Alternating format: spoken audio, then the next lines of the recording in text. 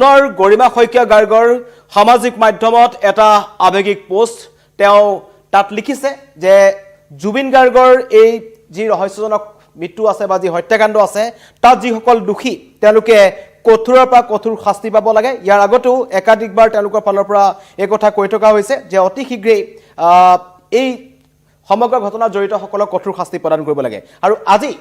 পুনৰ মাজনিশা গৰিমা শইকীয়া গাৰ্গে এটা ফেচবুক পোষ্ট কৰিছে য'ত তেওঁ লিখিছে যে এই যুঁজখন হত্যাকাৰী আৰু নৰপিশাচকেইটাৰ বিপক্ষে সমগ্ৰ অসমৰ যুঁজ। এতিয়া কেৱল অসমেই নহয় সমগ্ৰ বিশ্বই অতি আস্থাৰে আপোনালোকৰ মুখলৈ চাই আশা কৰিব আৰু চৰকাৰলৈ আহ্বান জনাইছে। কাৰণ কালিৰ দিনটো ৰাজ্যিক কেবিনেটৰ ফালৰ পৰা এটা কথা ঘোষণা কৰা হৈছিল যে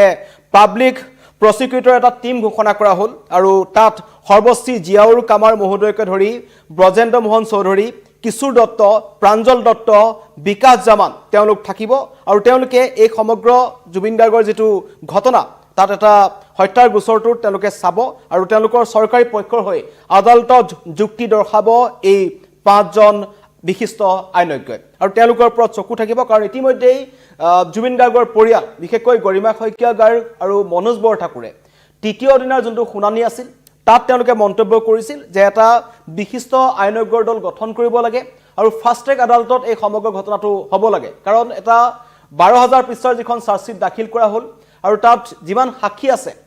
সেই সাক্ষীসকলক এদিনকৈ আনি আদালতত হাজিৰ কৰাই তেওঁলোকৰ সাক্ষ্য গ্ৰহণ কৰি তেনেকৈ যদি কৰিবলৈ যায় তেন্তে এটা দশক গুচি যাব আৰু ইমান দিন আমি ৰখিব নোৱাৰোঁ। এই মন্তব্য আছিল গৰিমা শইকীয়া গাৰ্গৰ। অতি শীঘ্ৰেই এই ঘটনাত কোন জড়িত আছিল, কেনেকৈ জুবিন গাৰ্গক হত্যা কৰা হ'ল সেইবোৰ পোহৰলৈ আহিব লাগে বুলি মন্তব্য কৰিছিল আৰু তেওঁলোকৰ সেই দাবীৰ পাছতেই মুখ্যমন্ত্ৰী ডক্টৰ হিমন্ত বিশ্ব শৰ্মাই কালি এটা কথা ঘোষণা কৰিলে যে জুবিন হত্যাৰ গোচৰৰ বাবে বিশিষ্ট আইনজ্ঞৰ দল গঠন কৰা হৈছে য'ত চৰকাৰী পক্ষৰ হৈ আদালতত যুক্তি দৰ্শাব এই পাঁচজনীয়া দলটোৱে। মুখ্য দায়িত্ব পালন কৰিব জিয়াউৰ কামাৰে আৰু দলটোত থাকিব ব্ৰজেন্দ্ৰ মোহন চৌধুৰী, কিশোৰ দত্ত, দলটোত থাকিব প্ৰাঞ্জল দত্ত আৰু বিকাশ জামাৰ। ৰাজ্যিক কেবিনেটত এই গুৰুত্বপূৰ্ণ সিদ্ধান্ত গ্ৰহণ কৰা হৈছে আৰু লগতে জুবিন গাৰ্গ ন্যাস যিটো গঠন কৰা হ'ল,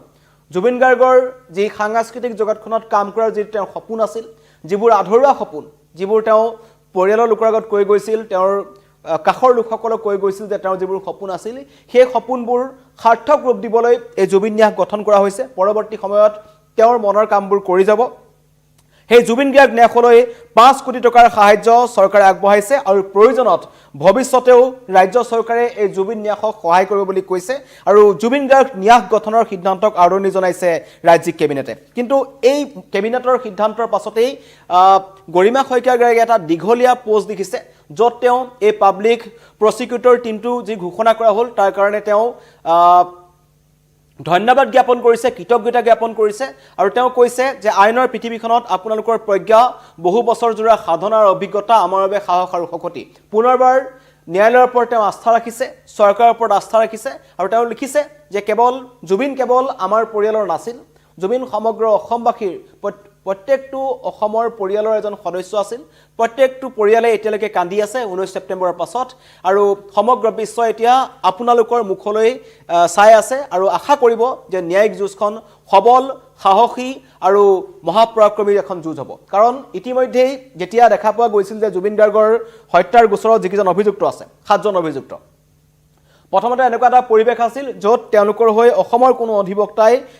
উকালতি নকৰোঁ বুলি সিদ্ধান্ত গ্ৰহণ কৰিছিল, উকিল সন্থাৰ ফালৰ পৰা সিদ্ধান্ত গ্ৰহণ কৰা হৈছিল। কিন্তু লাহে লাহে সময় বাগৰাৰ লগে লগে যেতিয়া এই 3 মাহ পাৰ হ'ল, অমিপ্ৰভা মহন্তৰ হৈ প্ৰথমতে উকালতি কৰিবলৈ আহিল যিজন, তাৰ পাছত দেখিলোঁ যে শ্যামকানু মহন্ত, সিদ্ধাৰ্থ শৰ্মাৰ কাৰণে সুদূৰ কলিকতাৰ পৰা একাংশ বঙালী অধিবক্তা আহি এই ন্যায়িক যুঁজখন চলাই নিব বুলি তেওঁলোকে মন্তব্য কৰিলে। আৰু এতিয়া তাৰ পাছতে জুবিন গাৰ্গৰ যিসকল অনুৰাগী আছে, লগতে তেওঁৰ কাষত থকা বা পৰিয়ালৰ যিসকল লোক আছে তেওঁলোকে কিন্তু মন্তব্য কৰিছিল। লগতে জুবিন গাৰ্গৰ ভগ্নী পামী বৰঠাকুৰে মন্তব্য কৰিছিল যে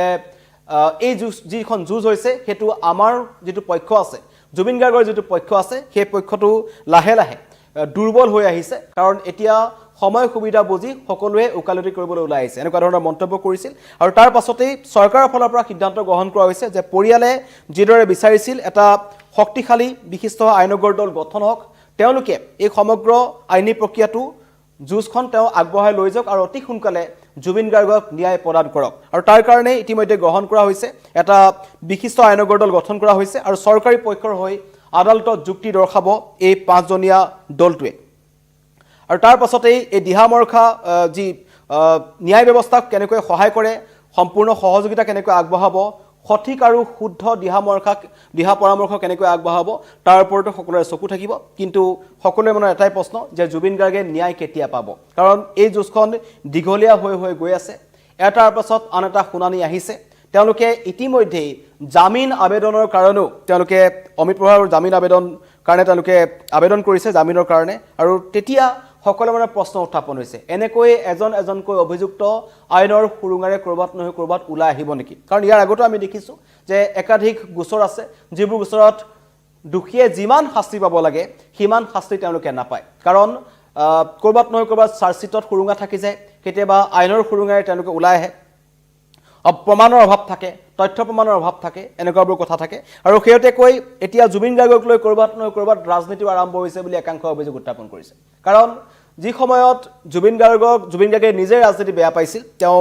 পলিটিক্স নকৰিব বুলি গান গাইছিল কিন্তু তেওঁক লৈ এতিয়া সমগ্ৰ ৰাজ্যজুৰি এটা পলিটিক্স কিন্তু আৰম্ভ হৈছে সেইতেকৈ হেতু বিজেপিৰ ফালৰ পৰা হওক বা বিৰোধীৰ ফালৰ পৰা হওক কিন্তু সকলোৱে কৰবাত নহয় কৰবাত জুবিন গাৰ্গক ৰাজনীতিত ব্যৱহাৰ কৰিছে বুলি জুবিন অনুৰাগীসকলে অভিযোগ উত্থাপন কৰিছে অসমবাসী ৰাইজে এটা অভিযোগ উত্থাপন কৰিছে যে জুবিন গাৰ্গক লৈ ৰাজনীতি আৰম্ভ হৈছে সেইতেকৈ ৰাইজৰ দলৰ ফালৰ পৰা এটা মন্তব্য আহিছে যেটো মন্তব্য কৰিছে অখিল গগৈ তেওঁ কৈছে যে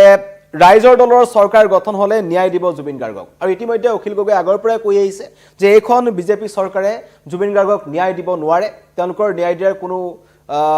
সিদ্ধান্ত নাই ন্যায় দিব তেওঁলোকে বিচৰাই নাই আৰু যদি আমি চৰকাৰ গঠন কৰো তেন্তে আমেৰিকা লণ্ডনৰ পৰা উকিল আনিম কিন্তু জুবিন গাৰ্গক ন্যায় দিম এই মন্তব্য অখিল গগৈ এই মন্তব্যটোৰ পিছত কিন্তু এতিয়া ৰাজ্যজুৰি প্ৰতিক্ৰিয়া হৈছে সকলোৱে কৈছে যে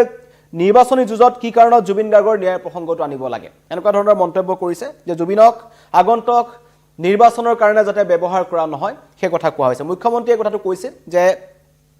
জুবিন গাৰ্গক এই ৰাজনৈতিক কথাবোৰৰ পৰা আঁতৰাই ৰাখিব লাগে কিন্তু তাৰ পিছতো দেখা পোৱা গৈছে যে একাংশ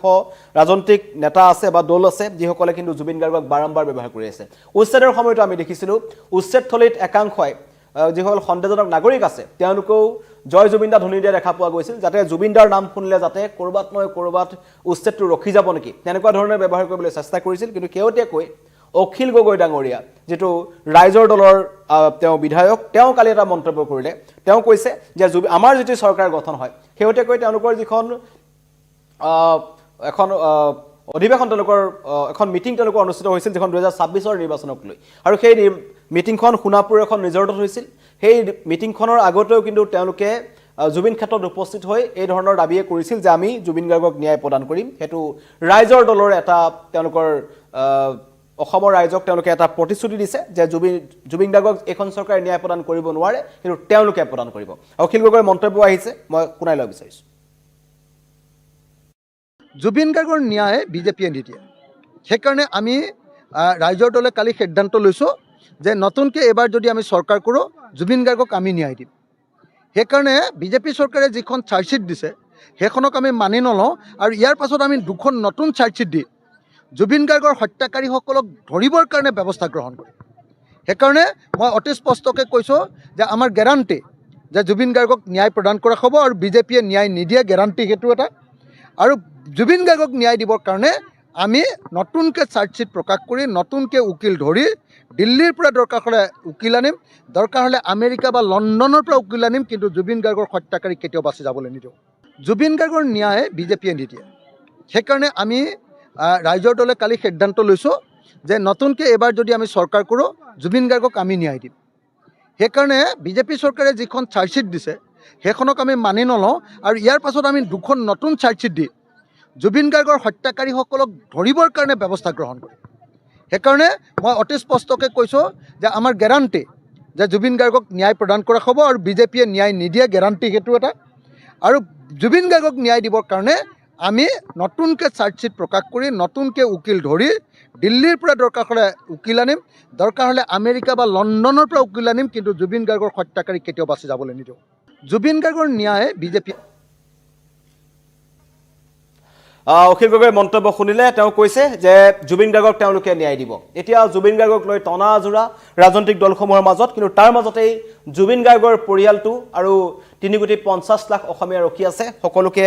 জুবিন গাৰ্গৰ ন্যায় লাগে জুবিন গাৰ্গৰ লগত প্ৰকৃততে ছিংগাপুৰত কি হৈছিল জুবিন গাৰ্গক যদি হত্যা কৰা হ'ল সঁচাকৈ কিয় হত্যা কৰা হ'ল কেনেকৈ হত্যা কৰা হ'ল আৰু কি পৰিস্থিতিত ছিংগাপুৰত জুবিন গাৰ্গৰ মৃত্যু হ'ল তেনেকুৱা হাজাৰ হাজাৰ প্ৰশ্ন অসমবাসী ৰাইজৰ মনত আছে কিন্তু এই ন্যায় প্ৰক্ৰিয়াটো দীঘলীয়া হৈ গৈছে এছআইটিয়ে চাৰ্জশ্বিট দাখিল কৰিলে চাৰ্জশ্বিট দাখিল কৰাৰ পাছত এতিয়া সমগ্ৰ চাৰ্জশ্বিট দাখিলৰ পাছত প্ৰক্ৰিয়াটো